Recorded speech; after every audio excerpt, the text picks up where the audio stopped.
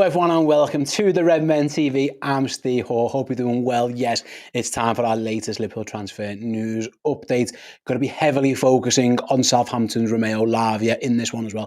Going to have a little chat about the players returning for pre-season as well. So yeah, as always, do get your thoughts and comments in for the show and I will bring those up and answer any questions, etc., throughout the course of the stream, such as Carlos, who says Lego, and I believe he means let's go rather than playing with Lego. But either or, Carlos, I was actually building Lego last night. I was building a Lego Fast and Furious car with my son, so maybe it was that as well.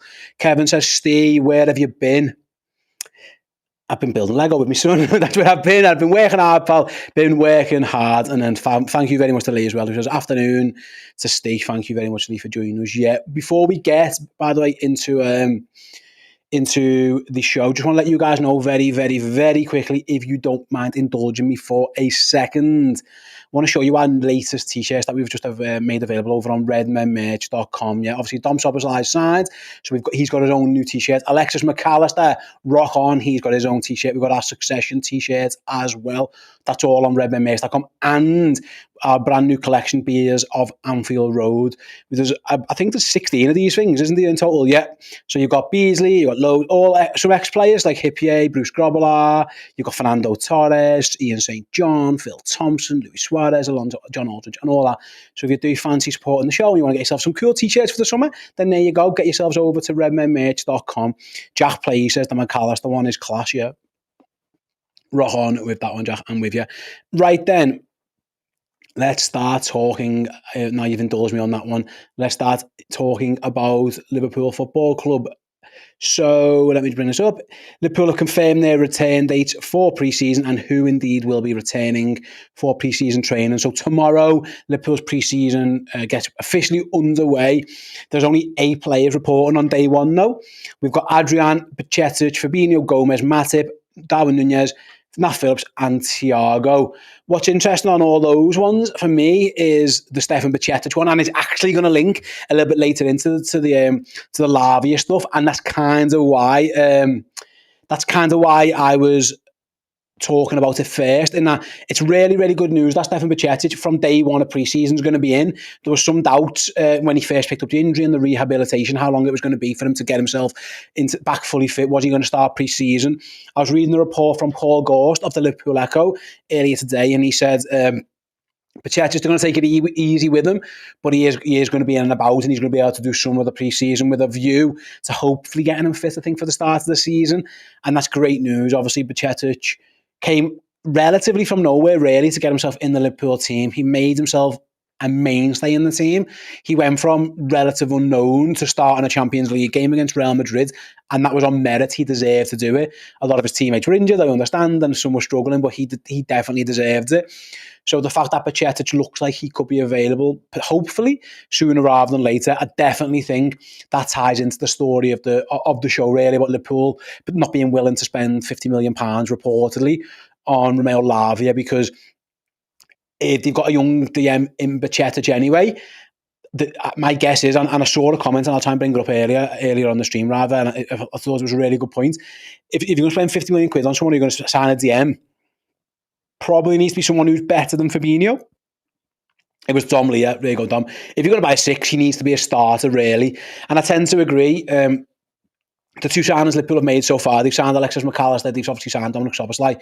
They are both starting players. They could be in Liverpool's best team from day one, potentially. We'll see how it all pans out. Lavia, maybe not straight away. Is he better than Fabinho long term? Probably. Fabinho had a really poor season. His legs started potentially looking like they were falling off. Is he that much better than Stefan Bajcetic? I've seen both of them play at this moment in time, personally. And again, I am 100% biased. I'd go Bajcetic now if I was Liverpool. There's no acclamation. You don't have to worry about it. Now, don't get me wrong. If you're looking at future-proofing and things like that, and you think Lavia is going to be a star down the line, then maybe that is something you do. But again, there'll be a lot of people just saying, just go and pay the money, go and pay the £50 million, get him in if you want him. I just don't think Liverpool are going to do that, and it doesn't look like they're willing to do that. Now, that can easily change. Other clubs are interested in him. Arsenal have been linked and Chelsea have been linked as well. I'd like to know your thoughts, guys. Actually, if you let me know in the comment section, I'll bring a few up. But genuinely speaking, what do you think is a fair price to pay for Lavia? If Jorg Schmadtke got on the phone to you now and just said, what do you reckon? If Southampton would accept this, do you think it's worth us doing it? I'd love you guys to let me know. I found that a difficult question to answer. I can understand completely Southampton holding out for as much money as they can get. Why wouldn't they? There's a buyback clause that can be activated next summer by Manchester City. That's worth about 40 million. Let's have a little look at some of the comments. Then I'll whiz through some of them very, very quickly. I'll start with drum and bass. Dan TTV says 32 million. That's a very specific number. Fair enough. Plu says 30. So does Ben. So does Snarf.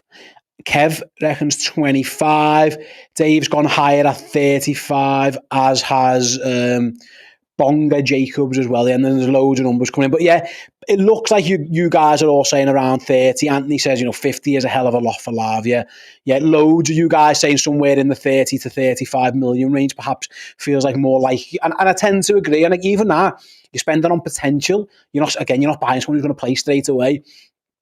My feeling was if Liverpool are going to buy a DM, I was with like Dom, who said earlier, then you want someone who's probably going to wander into the team straight away and play. If you might be willing to push the boat out on that, you might pay 50, 60 million pounds for that player, but paying that starter money for someone who you think maybe is just a backup. And listen, there might be doubt. Is he better than Bajcetic? Again, let me know in the comments, guys, very, very quickly. Who do you think's better right now? Do you think it's Lavia or do you think it's Stefan Bajcetic? I understand we're very much a biased audience here, but that's what I can accept that. But yeah, let me say, day one, someone's going to start DM for Liverpool. Fabinho's got a knock. Who do you want? Do you want Lavia or do you want Bajcetic? I'd love to know your thoughts. I think I would go Bajcetic personally. David agrees with me. He's gone for Bajcetic as well. Yeah, Eric says the same thing. I would go for Bajcetic. And Plu says Bajcetic already knows our system. Yeah, Dylan, Haza, Deso have all gone. Ben disagrees. He goes Lavia. Right now is better, but Bajcetic will be better in 2 to 3 years. Yeah, there's loads of you going on the Bajcetic stuff. Although we've got one comment here. It says Lavia is probably better right now. Bajcetic is the one I'd want for the future, though. I think that name's Cyrex, but maybe I got that one wrong. And then Agri Paul, all right, fair enough, Paul, has gone for Bajcetic all day. Right then, we've got a question here before we move on. Thank you very much to Robert who sent this one in. Who says, "Hi, Steve." Hi, Rob. Do you think that is necessary to buy a new right back as a backup for Trent, or will we be all right without one?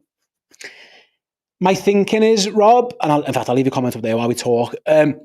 I think that the fact that Trent does what Trent does and does if he is going to stick with the inverted midfield, inverted right back, whatever you want to call it, that makes it really hard to get a backup because you don't really sign a right back. He's not a right back, but you don't really want to sign a midfielder. Maybe. Do you want to sign a centre back? Perhaps. I don't know.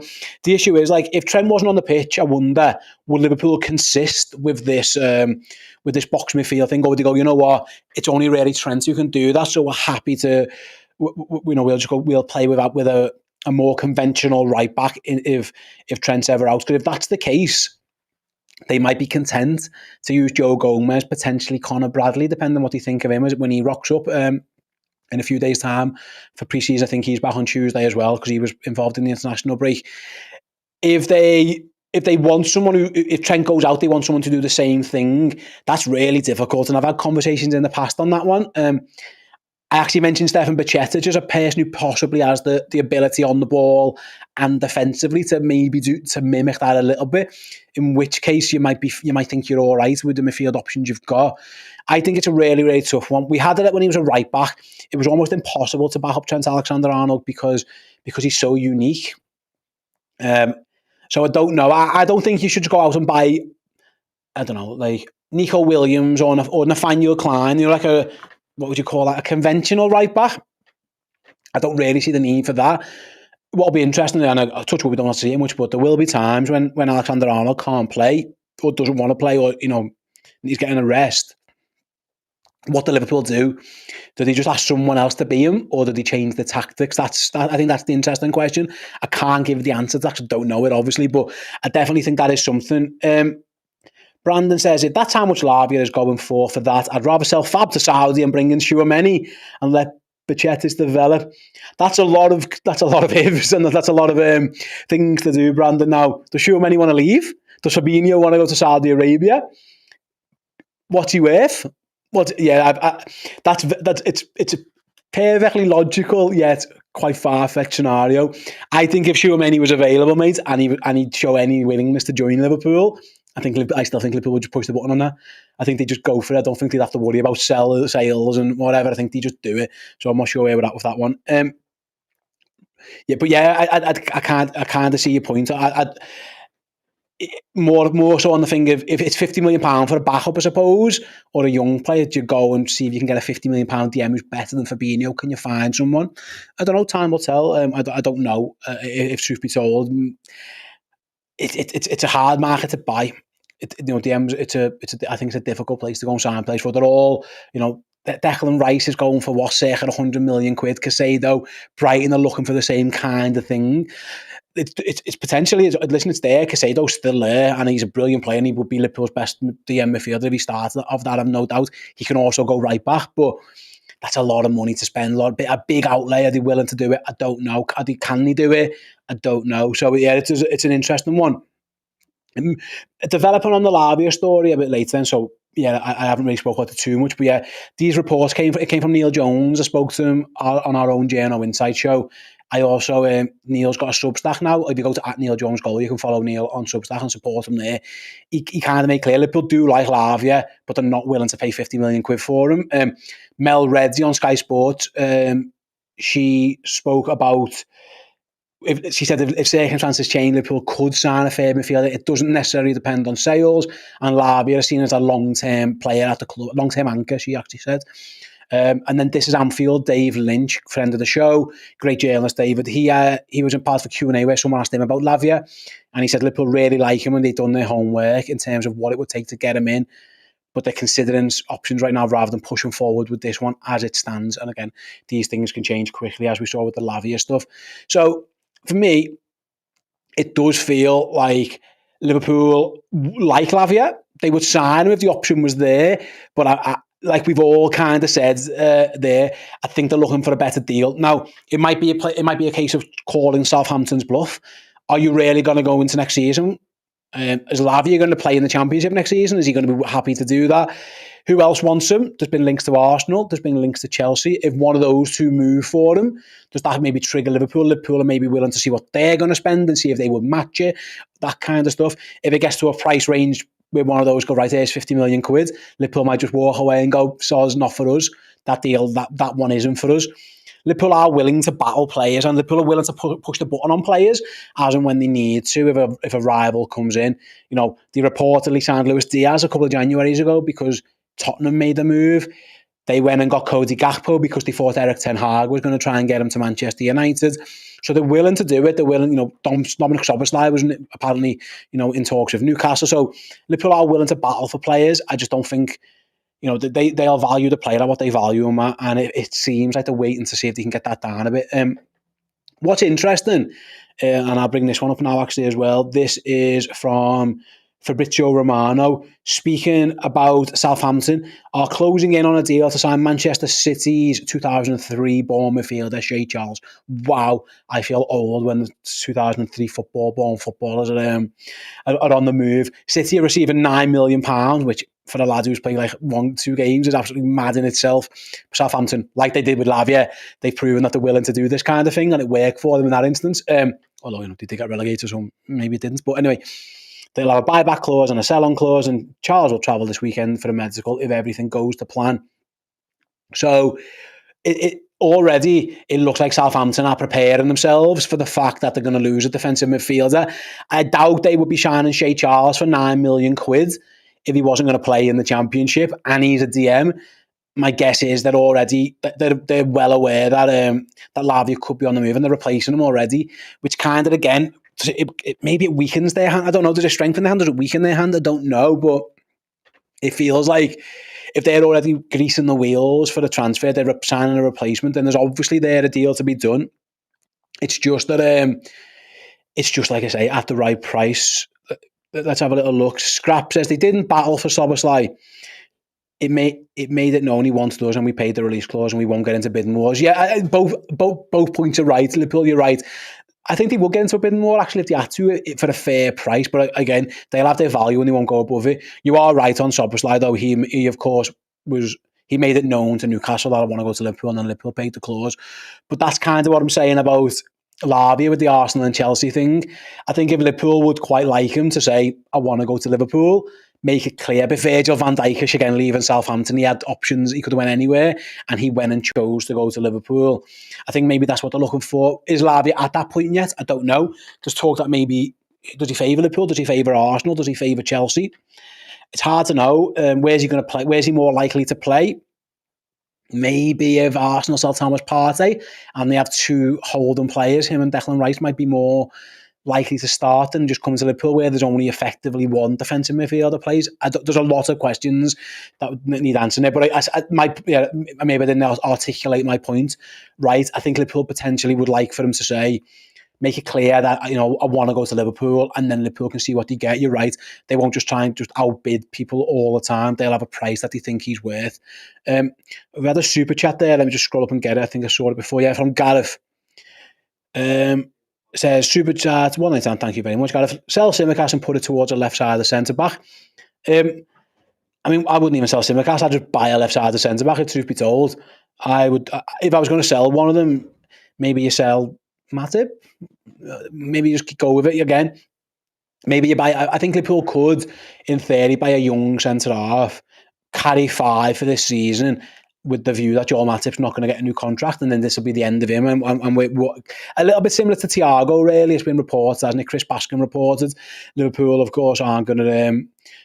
They're not going to give Thiago a new contract. This is the last season that he's going to play. They might still sell him. There's a chance they could sell Thiago, but if they don't, then he's not going to play. He's not going to be given a new deal, and you could do that with Matip. So I don't really see the need. Again, I don't know what the money's like. What's the budget? What have they got left to spend? If they do need to cash in on someone, maybe Tsimikas is a sale. He's definitely one of the few saleable assets Liverpool have got. Nat Phillips is definitely a saleable asset, and I feel like Liverpool are going to sell him.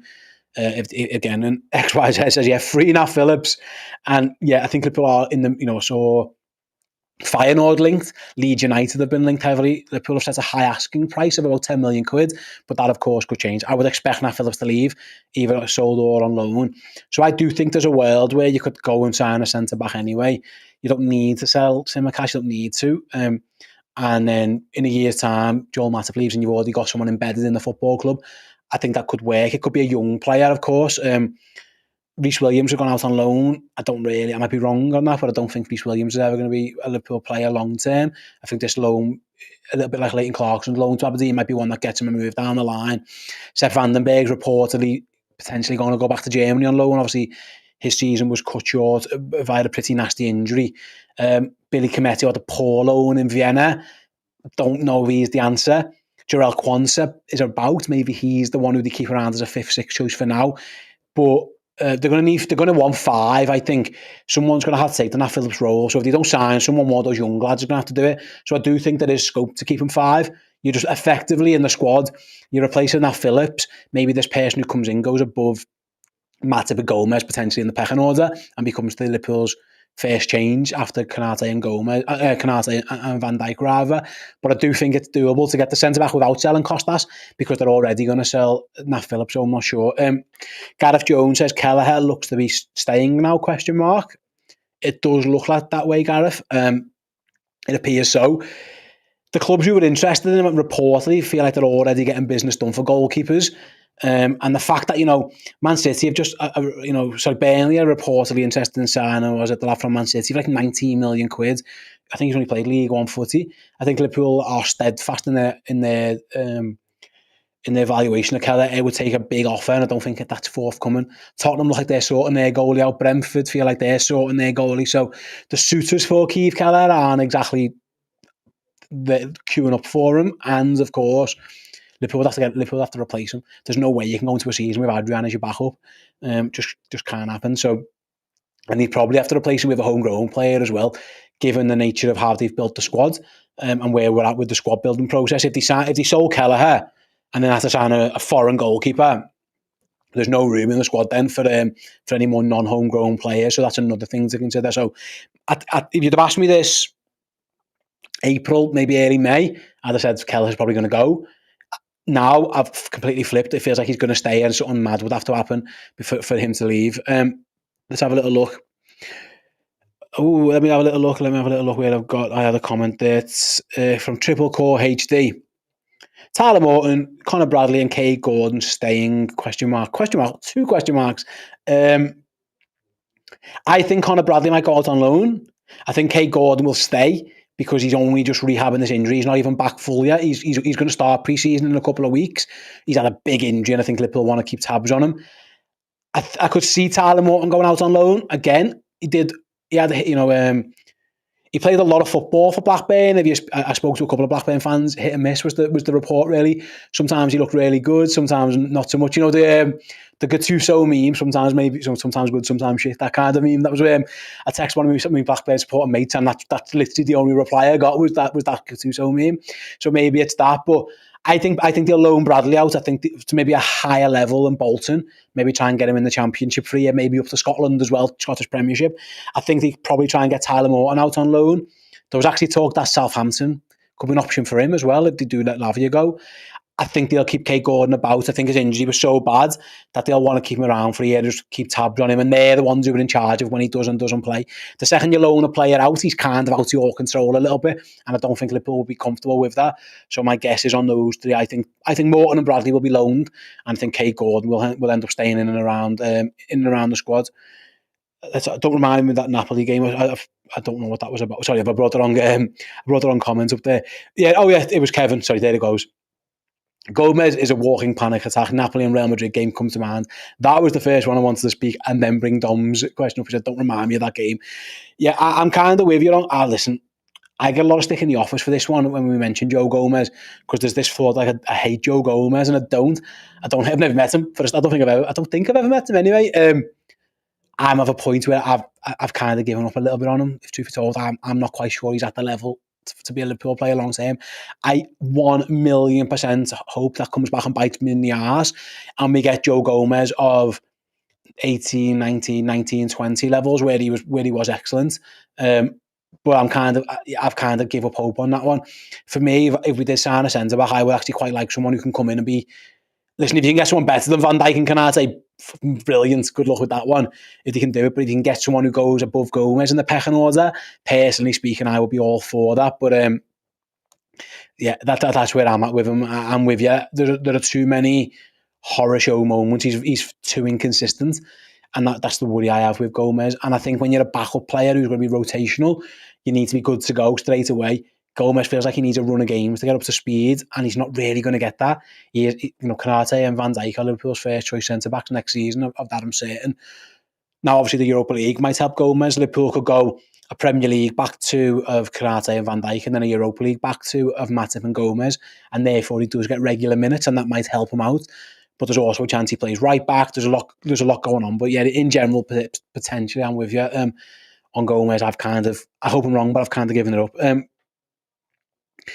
From Darren, who says, Thiago is the only cover we have for Trent as the deep line playmaker. I think that's what DLP means. I hope it's what it means.